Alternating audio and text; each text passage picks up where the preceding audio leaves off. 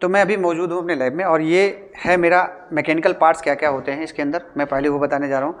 इसके साथ लगता है मोटर, वॉश मोटर, ये लगा होता है इसके साथ पल्सेटर, गियर बॉक्स है और गियर बॉक्स के ऊपर ये लगा हुई है पुल्ली। तो इस पुल्ली के ऊपर बेल्ट होता है और ये बेल्ट कनेक्ट होता है मोटर के एक पुल्ली के ऊपर।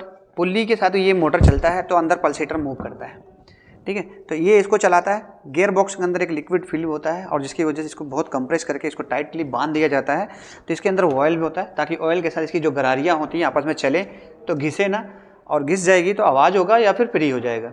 तो उस केस में इसमें इसको यहाँ पे लगाया जाता है। उसके बाद दूसरा मैकेनिकल पार्ट की बात करते हैं तो इसके अंदर ये एक होता है यहाँ पे बैलो, इसको बोलते हैं हम ड्रेन के पास ही होता है, ड्रेन होता है, यहाँ से ड्रेन होता है। तो इसके कचड़े जो होते हैं इसमें आके फंस जाते हैं। थोड़ा टाइट है, इसको खोलने के लिए क्या करना, आपको थोड़ा सपोर्ट लेना है किसी,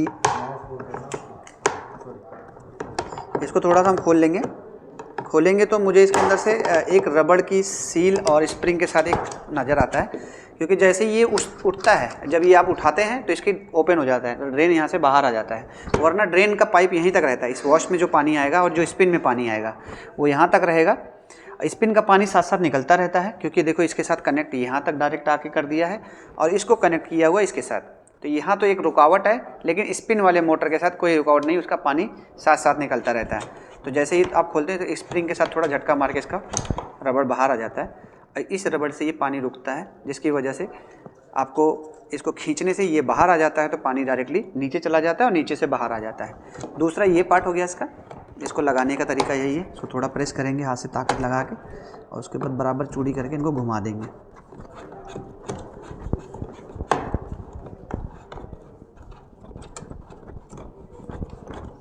इस तरीके से टाइट हो जाएगा।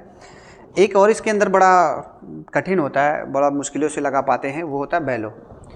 ये स्पिन का बैलो होता है। स्पिन का बैलो, ये जो खांचे खांचे इसमें दिख रहे हैं, बहुत टाइटली इसको पकड़ता है। ये इस तरीके से इसको पकड़ लेता है। इसको लगाने का सबसे बेस्ट तरीका ये होता है कि अगर आप इसको लगाते हैं तो पहले अगर बहुत ज़्यादा टाइट, क्योंकि खासकर कंपनियों के हिसाब से अलग अलग हिसाब से आते हैं। किसी भी प्लास्टिक बहुत ज़्यादा हार्ड होती है और किसी की बहुत स्मूथ होती है। बात करते हैं कंपनी किस क्वालिटी में इसको बना रही है। अगर बहुत अच्छी क्वालिटी बना दी, बहुत टाइट कर दिया होगा तो क्या होगा, इसको लगाने में, बहुत ड्रम के साथ लगाने में बड़ा दिक्कत आता है। इसको लगाया क्यों जाता है, ताकि जो अंदर स्पिन मोटर में पानी है वो पानी इस शाफ्ट के थ्रू आपके मोटर पे ना आए। इसीलिए ये मोटर के ऊपर ऐसा एक कवर लगा के दिया जाता है कि अगर पानी आ भी जाएगा तो पानी इसके शाफ्ट के थ्रू मोटर में ना जाए, इसलिए ऐसे एक प्लास्टिक की कवर को लगा दिया जाता है ताकि पानी गिरे तो इसके साइड से नीचे चला जाए, इसके अंदर ना जाए। अगर इसके अंदर चला जाता है तो ये मोटर ख़राब हो जाते हैं। ये स्पिन मोटर है और ये वॉश मोटर है। स्पिन और वॉश मोटर में फ़र्क क्या है, ये 350 वाट का होता है और ये 120 वाट का होता है। तो क्योंकि इसमें लोड लेना है तो ये चलता है, इसको सिर्फ एक ही डायरेक्शन में चलना होता है और सिर्फ कपड़े सुखाने के लिए इस्तेमाल किया जाता है। तो इसमें 120 वाट का आता है और ये 350 वाट का आता है, ठीक है। और इसमें कनेक्शन ऑलरेडी आपके दिए रहते हैं, कौन से कनेक्शन कहाँ जाके लगेगा। तो यहाँ पे लिखा हुआ है येलो और रेड के बीच में कैपेसिटर लगता है और ब्लैक डायरेक्टली सप्लाई के साथ आ जाता है। उसके अंदर एक जो मोटर के अंदर आता है OLP, जो ओवरलोड प्रोटेक्टर होता है, जो टेम्परेचर पे कट ऑफ करता है। इसका टेम्परेचर कितना दिया गया है, 145 + 15। इतना टेम्परेचर जाने के बाद ये कट ऑफ हो जाएगा। यहाँ पे टेम्परेचर लिए दिया रहता है, ठीक है।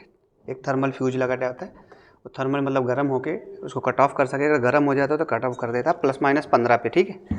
115 का माइनस करते हैं, 145 का माइनस करते हैं तो 130, अगर उसको हम बढ़ाते हैं तो 155 के आसपास का प्लस माइनस है। इसमें भी अगर हम बात करते हैं, इस मोटर में 120 वाट का मोटर होता है। ये 120 वाट मोटर में कनेक्शन इसमें दिया रहता है। इसका जो टेम्परेचर रेंज वही सेम है।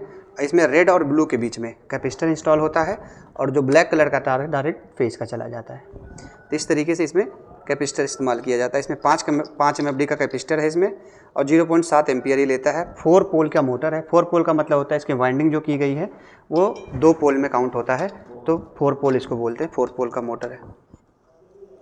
तो ये हो गया आपके वोल्टेज रेंज को लेके। कैपेसिटर जो इस्तेमाल किया जाता है इसके अंदर वो रनिंग कैपेसिटर होता है और रनिंग कैपेसिटर का जो कैपेसिटी होता है वो हमेशा 440 वोल्टेज से स्टार्ट होता है।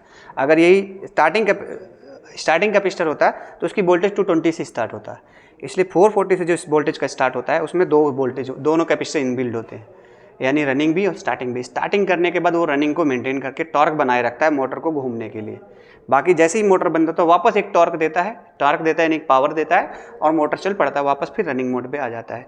तो इस वजह से कैपेसिटर को हाई वोल्टेज रेंज पे बनाया जाता है। 440 वोल्ट AC 50 हर्ट्ज़ बट कहीं कहीं आप अगर स्टार्टिंग कैपेसिटर की देखते हो तो वहाँ पे 220 वोल्ट 50 हर्ट्ज स्टार्टिंग कैपेसिटर का होता है कि स्टार्टिंग कैपेसिटर बहुत लो से स्टार्ट होता है, कम MFD चाहिए उसको, बहुत कम MFD चाहिए, तो इसलिए ये कैपेसिटर ऐसे डिज़ाइन किए जाते हैं।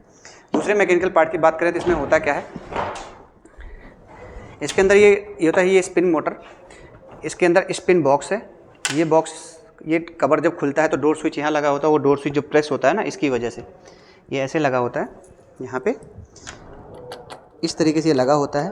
तो जब भी ये डोर उठता है और इसको दबा देता है, जैसे ये लगा, इसने यूँ उठा और ये दरवाजे को दबाया तो ये टच हो जाता है, जब टच हो जाता है तो मोटर की सप्लाई रुक जाती है इस तरीके से, ये इसी, और जैसे हटता है खुल जाता है, जैसे गिरता है ये टच हो जाता है, जैसे हटता है ये चल जाता है। इस तरीके से मोटर को सेव करता है, यानी पावर सप्लाई को काटता है ताकि स्पिन मोटर चलता हुआ ना मिले। जैसे डोर आपने उठाया मोटर बंद हो जाएगा। ये इसका कवर है ताकि कपड़े बाहर ना आए। एक छोटा सा और होता है इसके अंदर, वो लगा होता है ताकि और छोटे कपड़े बाहर ना आए। ये ड्रम होता है इसका, इस ड्रम में इतना मूवमेंट होता है क्योंकि बेलो फिटमेंट की वजह से। इसका जो बेलो है वो बेलो क्या करता है, इसको थोड़ा सा इधर उधर रबड़ होता है, इसमें मूवमेंट रहती है, इसलिए इसमें स्पिन, क्योंकि स्पिन है, स्पिन में थोड़ा सा जब रोटेशन में RPM ज़्यादा होता है तो हर चीज़ कोई ऐसे फेस पे होता है तो बैलेंस करता है। नीचे बैलेंस है और उसका पूरा वेट उसके ऊपर है तो थोड़ा बहुत मूवमेंट ले लेता है, इसलिए इतना स्पेस इसके साइडों में बनाए जाते हैं। दूसरा आता है पल्सेटर। पल्सेटर में हमारा जो देखते हैं ये मैकेनिकल है, मोटर के शाफ्ट के साथ जुड़ा होता है, ये घुमाता है। ये ऐसे तो अभी मैकेनिकल है, जब मोटर जुड़ जाएगा तो एक इलेक्ट्रिकल मूवमेंट आने जाएगी इसके अंदर। अब इसको इलेक्ट्रिकल पल्सेटर मूवमेंट को इसको प्रोपेलर भी बोलते हैं और उसके बाद इम्पेलर भी बोलते हैं, इसको पल्सेटर भी बोलते हैं। तो ये इसको क्लॉकवाइज घुमाता रहेगा ताकि कपड़े आपका आपस में ट्विस्ट ना हो, मुड़े ना। तो इसको कभी सीधा घुमाएगा, कभी उल्टा घुमाएगा, कभी सीधा घुमाएगा, कभी उल्टा घुमाएगा। तो ये इस मोटर का कमाल है, क्योंकि इसके साथ पुल्ली लग जाएगी, जो बेल्ट देखा आपने, इसके ऊपर जो बेल्ट है उस बेल्ट के साथ माध्यम से ये यहाँ पे इस तरह से बॉडी में इसके टाइट हो जाएगा। इस तरीके से जो बेस आएगा ना, उस बेस के ऊपर इस तरीके से ये टाइट हो जाएगा। तो जब ये घूमेगा तो ऑलरेडी इसकी मूवमेंट करेगा, इसको जब मूवमेंट करेगा अंदर पल्सेटर भी मूवमेंट करेगा। तो इस हिसाब से इसके अंदर ये चलता है। ठीक है, तो ये हो गया इलेक्ट्रिकल और मैकेनिकल पार्ट्स और कैसे काम करते हैं। उसकी वायरिंग के बारे में हम आपको डिटेल वीडियो दे देंगे। तो अभी तक के समझने के लिए कोई दिक्कत परेशानी इसमें, इस केस में? नहीं सर, नहीं सर, कोई दिक्कत नहीं। ठीक है, इसका यहाँ पे आपको डायग्राम मिल जाएगा। डायग्राम को देखना हो तो इसकी मैं स्क्रीनशॉट इसी वीडियो के साथ और अगली पिछली वीडियो के साथ भी हम लगा देंगे इसमें, तो आपको ये आराम से इसका डायग्राम भी मिल जाएगा।